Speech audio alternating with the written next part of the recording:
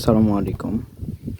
এই যে দুই পাও মুভমেন্ট করতেছি, নড়াচ্ছি, হ্যাঁ, স্নায়ু পেশি, তাই না? স্নায়ু টিস্যু নাড়াচাড়া করতেছি, যেটার মাধ্যমে অনেকের আছে যাদের পাও নেই, বিকলাঙ্গ, চলতে পারে না। আল্লাহ তাআলা কত কত বড় নিয়ামত। আলহামদুলিল্লাহ, পা আছে, চলতে পারি। চিন্তা করেন তো, এই পাটা যদি না থাকতো কি হতো, কি হতো? আমরা আল্লাহর ইবাদত না করলেও দুনিয়ার মালিকের মতো নয় যে দুনিয়ার কোনো বস তার কাম না করলে কি করে,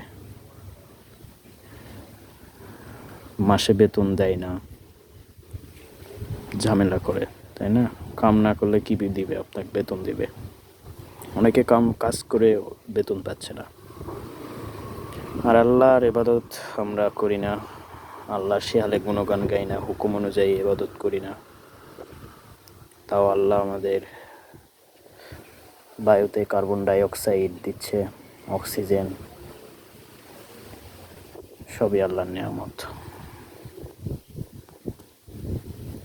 এই পাওগুলো যে নড়াচড়া হচ্ছে কার হুকুমে,